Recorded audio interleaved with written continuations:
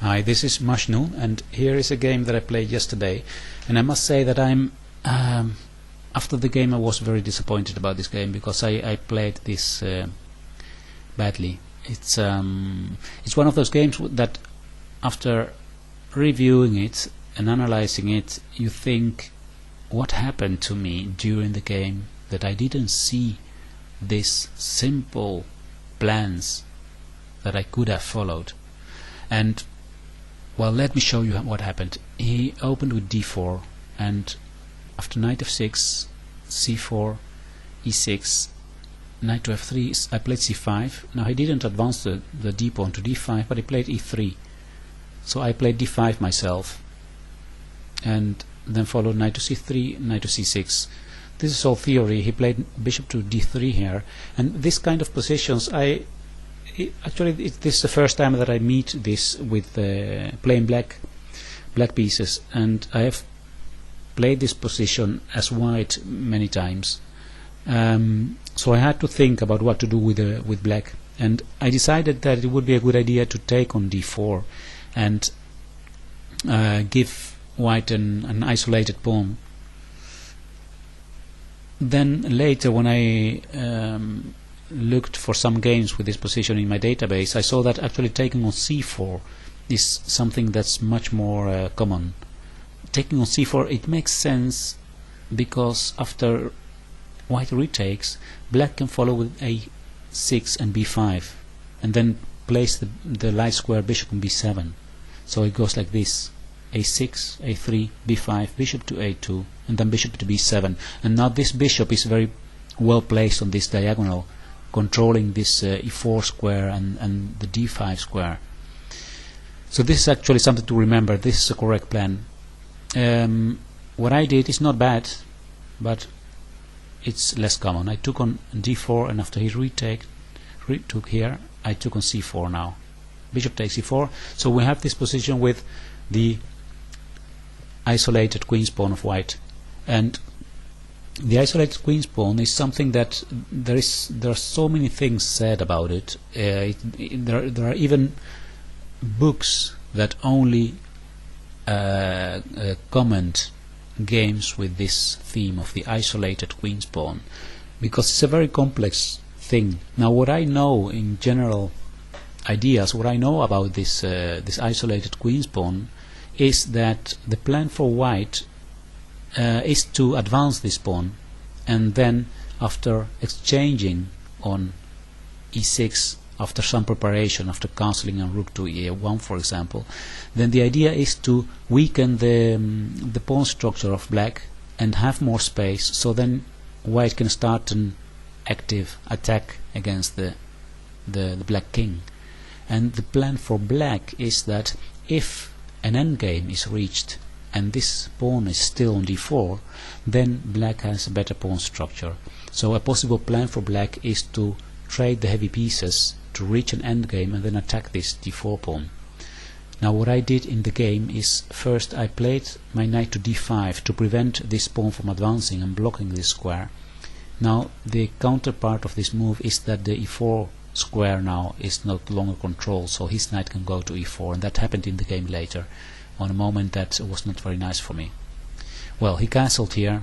I played bishop to e7, bishop to b3 he played now, and after castling he played a3, and I didn't understand this very well, these two moves, bishop b3 and a3. I thought that they were so slow and so passive, and maybe at this point I underestimated my opponent, because I played here quite fast bishop to f6, and that's not a good idea. I mean, the main plan is of course to put pressure on this d4 pawn, but the thing is that at this moment my opponent simply plays knight to e4, and now my bishop on f6 is attacked, and the only way to keep this bishop is to play the bishop back to e7, and that's what I did. So admitting my mistake, and it's not a terrible mistake, still everything is playable. I played queen to b6 now. My plan is actually to put pressure on this d4 pawn. So later I want to play f5, and after the knight is gone, put again my bishop on f6, and then place maybe a rook on d8 and attack this target. My opponent played now bishop to c2 with all kind of threats here on h7, of course. So what I did is f5, blocking this diagonal, and the knight must go away so I can place again my bishop on f6. Rook d1, defending the d4 pawn, and I played bishop to d7. And my idea was to bring this rook into play, and because of this open file, the open C file, if I place my rook on c8, I can later threaten bishop to b4, because if he takes with the pawn, then I'll take with the other knight. Sorry, I mean knight to b4, attacking the queen and the bishop at the same time, and my rook on c8 will be attacking the bishop on c2 again.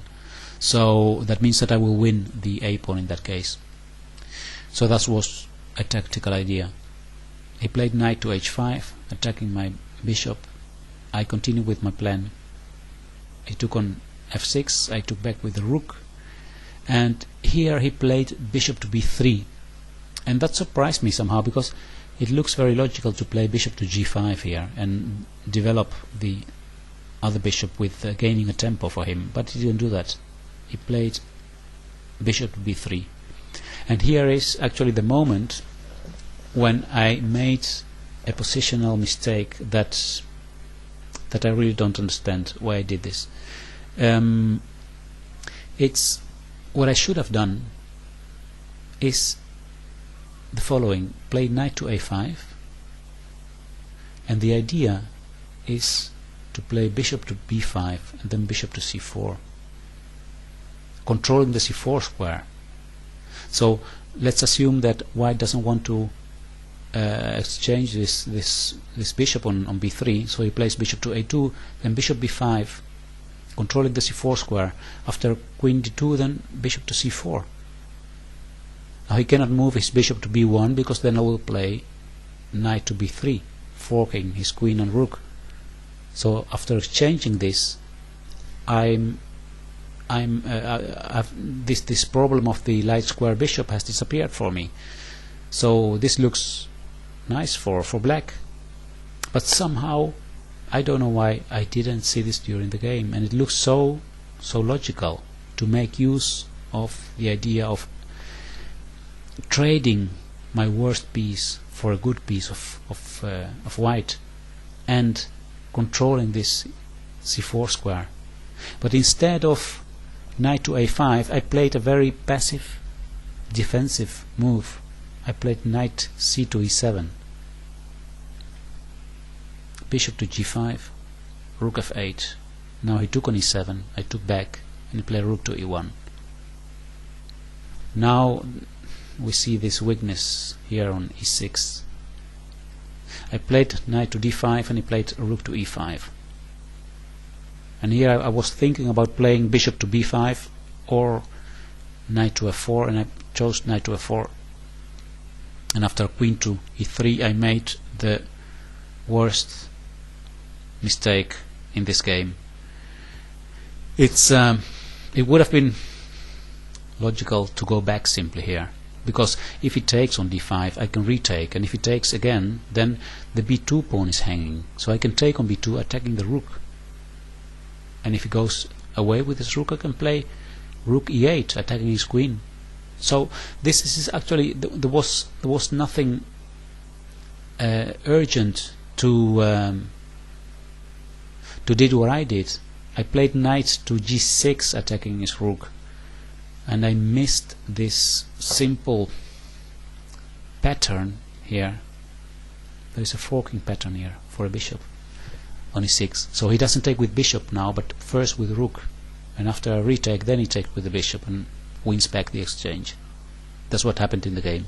Rook takes e6, bishop takes e6, bishop takes e6, king h8, and then he took the rook, I took again, and then queen to e1, threatening queen to e8, check.